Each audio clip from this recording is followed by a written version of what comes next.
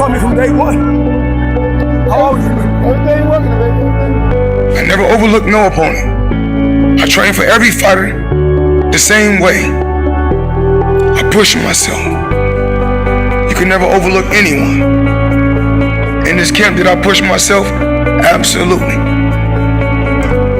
Every fight played a major key. All 48 fights played a major key. It's not just the intelligence. It's the sharp mind. It's the good chin. It's the tremendous heart. I believe in my skills and I believe in my talent. And I've been in there with the best. You know, I gave the sport of boxing my whole life. I dedicated my whole life to the sport of boxing. And all I ever wanted to do was put my family, my mother, my father in a comfortable position. My dad is a millionaire. My mother, she's a millionaire. And the investments were for my grandchildren, not just my children. Yeah. You know, put them in a position. That's really what it's about. Yeah. Giving back. Absolutely. And the results is always the same. You got fighters that may be faster than me. You got fighters that may hit harder than me. You got fighters that's very athletic. But you don't have no fighter that can make adjustments like me.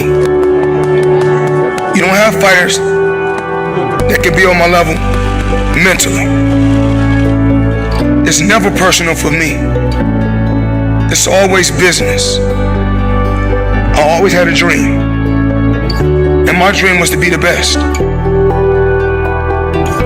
No matter what happens, Saturday. When it comes down to boxing, I'm the best at this. I never focused on things on the outside. I never put nothing before I put boxing. This always came first. At 4:30 in the morning, when my opponent is sleeping, I'm working. And when he's up working, at 2 o'clock or 3 o'clock, I'm working. I don't want to leave nothing in the sport to say I wasn't the best. So no matter what the writers say, I don't read it no way. It's not my focus. But is it over? Absolutely not. Today, I'm gonna push myself. I'm always going places mentally no other fighter. I mean, it's not just for the money, but of course, that plays a major role. I mean, I wouldn't be Floyd Money Mayweather if the money didn't play a major role, but something different. You say it's not about the money, but it is about the money. Do you think the public... It's always going to be about the money. You think the public's a little turned off by hearing so much about money and billions of dollars and hundreds of millions? Do you think that that's somewhat antagonizes people who are at home, who are having a hard time making a living? I did it the hard way. You know, I'm a kid that came from poverty. I can remember being a kid living in Jersey with my mother. 7 of us living in a 1-bedroom. You know, no lights, no heat. Never cried, never complained. Just worked hard to get to where I got to in life. It's been hard work. My dad going out there. When I lived with my dad in Michigan, my dad going out there, taking chances, hustling to put food on the table.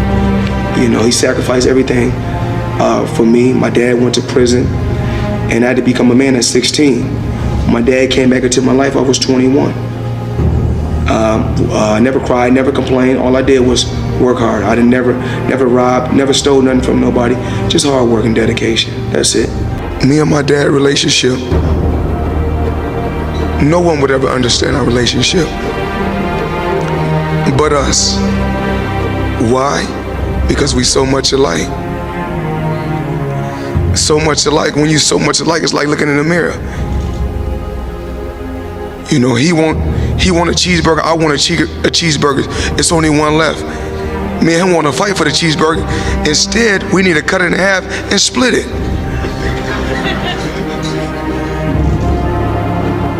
You know, when I was young, he want to listen to James Brown. I want to listen to rap music.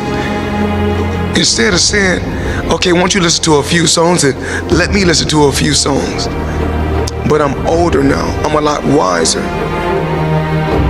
So I'm able to communicate with my father in a different way. Whereas I would tell him things like, stop arguing with social media. Don't worry about these people. Because if you're doing bad, they're gonna talk about you. If you're doing good, they're gonna talk about you. But we'd rather be doing good and letting them talk. And with me, it's all about being relevant. Hate it or love it, it's about being relevant. And I understand business. You can have another fighter that say, oh, well, he's 32-0 with 32 knockouts. But if it's not in God's plan for him to be the man, he's not going to be the man. You know, certain things that I would never forget. When E.J. Smith wrote me a letter when I was incarcerated, and he wrote me a letter, and he said, because one thing about me, I'm not embarrassed about nothing that went on in my life. Because I'm a man, and I'll always be able to stand on my own too, and I'm a fighter till the day I die.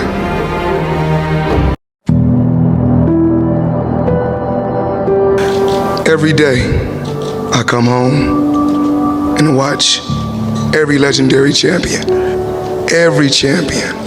It wasn't one fighter I wanted to be like. Some days I wanted to fight like Leonard. Another day I want to fight like Hagler. But then I want to have a style like Tommy Hearns. But then I want to be a killer like Mike Tyson.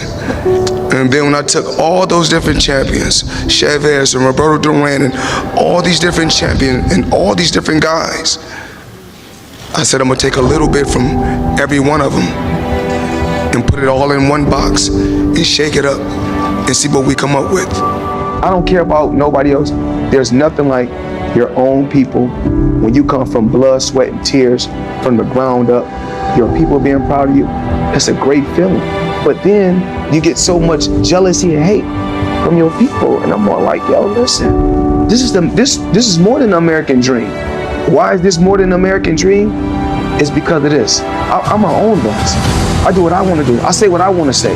Whereas some athletes come on y'all show, they can't say what they really want to say. I can say what I want to say. I'm my own boss. And if I feel like something is not right, I'm gonna speak on it. No different for if a situation, if it's something that I don't like, and Alicia would tell you guys that if it's something I don't like, I'm like, no, I'm not doing that. Even when they raise the film, all accents. Or they be like, oh, no, let's do a fake script. I'm not doing no fake script, because I'm not fake. I'm gonna give you the real, or I'm not doing it. This is how I am. I put on my shoes, I put on my clothes like everyone in here. I have good days, I have bad days. I'm only gonna have my bad days in a boxing gym, because I'm an under the lights type fighter. Because when I go under those lights, no matter how I win, I'll win. With me, it's all about being relevant. Hate it or love it, it's about being relevant. And I understand business. You can have another fighter that say, oh, well, he's 32-0 with 32 knockouts. But if it's not in God's plan for him to be the man, he's not going to be the man. Talking doesn't win fights. I know trainers don't win fight. It comes down to the two competitors. I'm always prepared physically. I'm always prepared mentally. Having a dream, believing in myself, believing in my skills, believing in my talent, and also surrounding myself with the right team. I had to surround myself with the right people, and everything took flight. Y'all only know what I show you guys. You guys don't know what I do. Y'all can say, oh, this guy is a billionaire, or this guy is 100. Listen, don't nobody know what nobody really got. Don't nobody really know what I got. So I can show y'all guys what I want to show y'all. I may have 3 billion. Y'all don't know what I got. Just so if Forbes don't post a person, that don't mean they don't got nothing. You got the De Beer family. We say we love each other, but all we do is go against each other and hurt each other. We don't stick together. So I'm gonna continue to be who I am and do what I do, and I'm gonna continue to give people jobs, and I'm gonna continue to be the best of whatever comes my way.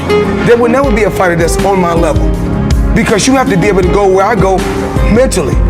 You have to be on my level mentally, and it's hard for anybody to be on my level mentally. Because I think outside the box. That's why I'm always doing record-breaking numbers. That's why I'm always doing record-breaking things. That's why I was able to go on Dancing with the Stars and take chances and go on WWE and steal fans from the WWE and steal fans from Dancing with the Stars and take chances to become a household name, to become a pay-per-view star, to become a mega superstar, to have the biggest deal in sports history. I roll the dice. I take chances.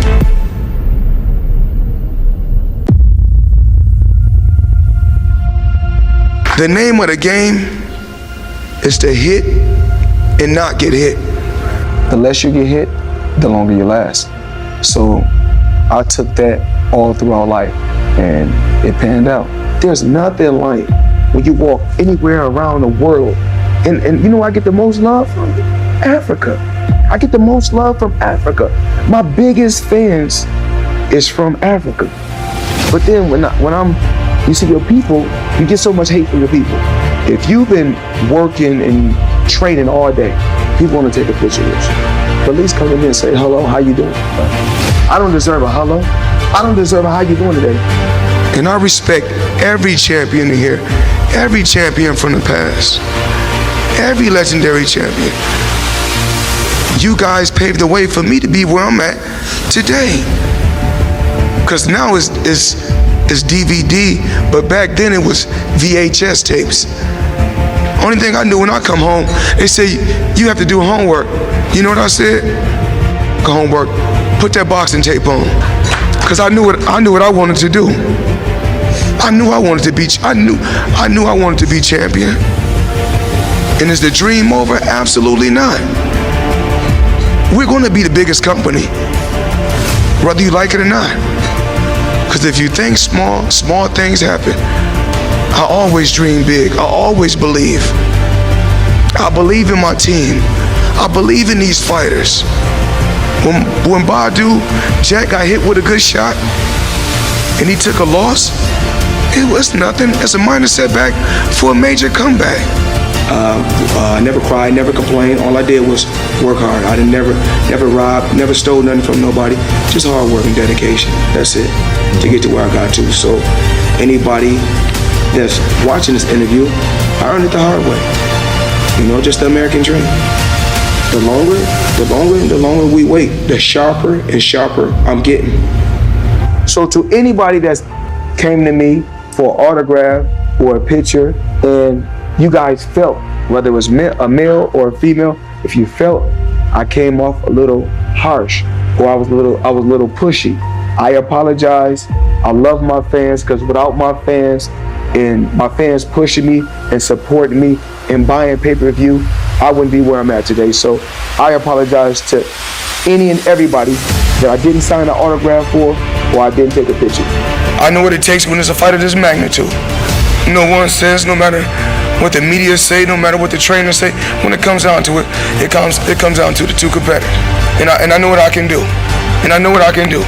One thing I can do, I can fight. When we talk about landing on a higher percentage, I'm that guy. When you talk about doing the highest gates, when you talking about doing the highest gate, I'm that guy. When you talking about doing the highest pay-per-view, I'm that guy. 19 years, and I reflect back over my career. I can't just say I'm going out 49-0. You can never overlook anyone. In this camp, did I push myself? Absolutely. Every fight played a major key. All 48 fights played a major key. It's not just the intelligence. It's the sharp mind. It's the good chin. It's the tremendous heart. I never overlook no opponent. I train for every fighter the same way. I push myself. I believe in my skills and I believe in my talent. And I've been in there with the best, and the results is always the same.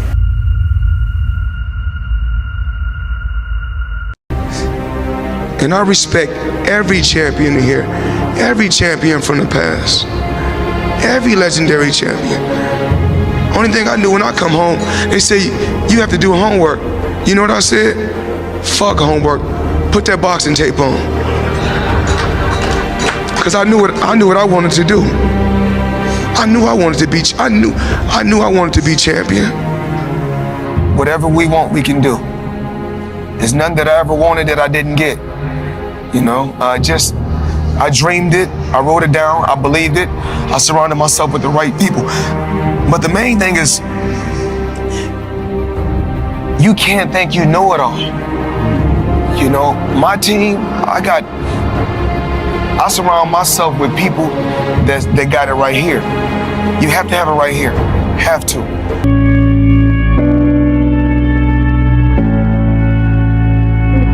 I'm a bad boy, always knew I would shine. I bang with the bangers, I flame with the flamers. You know what my name is.